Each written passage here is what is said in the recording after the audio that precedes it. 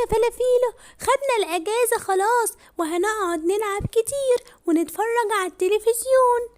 أيوة يا أردون، أخيرا خلاص أخدنا الأجازة. أنا هروح البيت دلوقتي وهفضل ألعب واتفرج على التلفزيون كتير قوي، واجيب برامج كتير واتفرج عليها. أنا مبسوط قوي.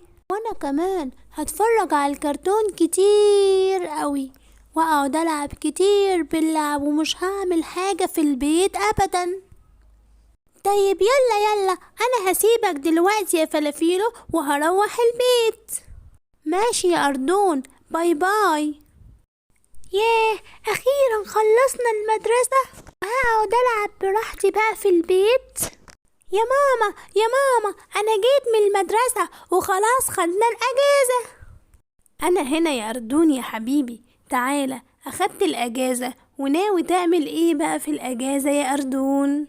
الملك سيمبا كان عايز يجتمع بيك انت واصحابك اللي خلصتوا مدرسة واخدتوا الاجازة يا أردون. بصي يا ماما، انا في الاجازة هفضل ألعب واتفرج على التلفزيون كتير جدا. حاضر يا ماما، هبقى اروح للملك سيمبا انا واصحابي. هو عايزكوا النهاردة كلكوا يا ابني. حاضر يا ماما حاضر. الحمد لله على السلامة يا فلافيلو يا ابني، رجعت خلاص من المدرسة؟ ايوه يا ماما، انا رجعت من المدرسة وخلاص اخدت الاجازة. طيب يا ابن الملك سيمبا كان عايز يجتمع بيك انت واصحابك اللي خلصتوا مدرسة. حاضر يا ماما، هبقى اروح له. حاضر انا واصحابي. طيب ما تيجي معايا تجمع اكل من الغابة على ما اصحابك يجوا ينادوك؟ لا يا ماما، لا، انا هقعد العب شوية بالالعاب بتاعتي اللي هنا.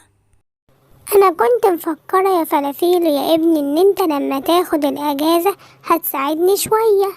انا ما صدقت يا ماما ان انا خلصت مدرسة وعايز العب شوية وعايز اتفرج على التلفزيون كمان. يا فلافيلو يلا عشان نروح للملك سيمبا.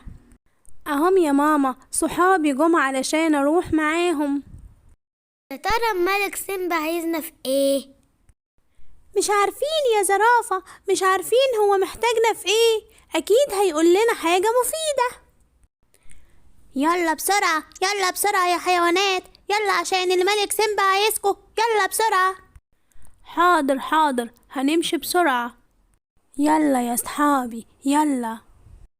يا ملك الغابة احنا جينا. اهلا بالاطفال الحلوين، اهلا بيكم. ازاي حضرتك يا ملك الغابة؟ ازيك يا زرافة؟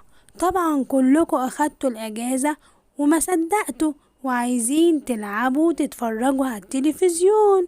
انا عايز اقول لكم شوية نصايح، يا ريت تسمعوها مني. اتفضل طبعا يا ملك الغابة، هنسمع منك. بصوا يا ولادي يا حبايبي، ماما تعبت معانا كتير في المدرسة، وكانت بتودينا المدرسة وبتجيبنا وبتتعب معانا في المذاكرة كتير قوي. فالأجازة مش كلها ان احنا نلعب ونتفرج على التلفزيون، لازم نلعب شوية ونتفرج على التلفزيون شوية، وكمان نساعد ماما شوية ونتعلم كمان حاجة مفيدة تفيدنا. ما بنقدرش او ما بيكونش عندنا وقت في المدرسة ان احنا نتعلمها. ايوه انتوا اخدتوا الاجازة وعايزين تناموا برضو كتير، بس برضو ما ننامش كتير قوي علشان نقدر نستفيد بالاجازة بتاعتنا. انا جمعتكم النهاردة علشان اقول لكم الكلام ده وعلمكم ازاي انكم تستفيدوا من وقت اجازتكم. اي حد فيكم محتاج ان هو يتعلم حاجة جديدة وحاجة مفيدة تفيده، انا هساعده. واوعوا تنسوا تساعدوا مامتكم، لان مامتكم هي اكتر حد بيحبكم وبيتعب معاكم. احنا فعلا يا ملك الغابة قعدنا نقول ان احنا خدنا الاجازة خلاص وهنلعب كتير ونتفرج على التلفزيون، بس احنا سمعنا كلامك وكنا متأكدين ان انت هتقول لنا حاجة تفيدنا. وفعلا احنا تعبنا في المدرسة ومحتاجين نريح شوية، بس مش نريح طول الوقت، لا نساعد مامتنا برضو شوية، هي كمان تعبت معانا. ايوه عندك حق يا ملك الغابة. انا مبسوط منكم جدا جدا يا اطفال، ان انتوا بتسمعوا الكلام وكمان هتساعدوا ماما. وعشان كده في اخر الاجازة وقبل المدرسة انا هجيب لكم هدية جميلة جدا وكبيرة جدا يا اطفالي. شكرا يا ملك الغابة، ان انت دايما بتفيدنا وبتقول لنا حاجات نستفيد منها. طيب يلا روحوا دلوقتي علشان ترتاحوا شوية، وبعدين تقوموا وتساعدوا مامتكم، وكمان حاولوا تتعلموا حاجات مفيدة في الأجازة. باي باي يا ملك الغابة، باي باي.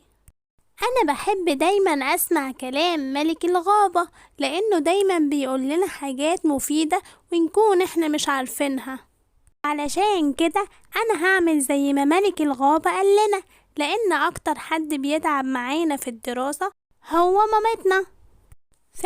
فعلا يا أردون، هي ماما أكتر حد بيتعب معانا في الدراسة. وجي دلوقتي خلاص وقت معلوماتنا الجميلة اللي أصحابنا هيستفيدوا منها، وكمان هيعملوا لايك وشير ويدوسوا على علامة الجرس. والمعلومة هي كلمة قرد يعني ايه بالانجليش؟ مونكي. وباي باي يا أصحابي.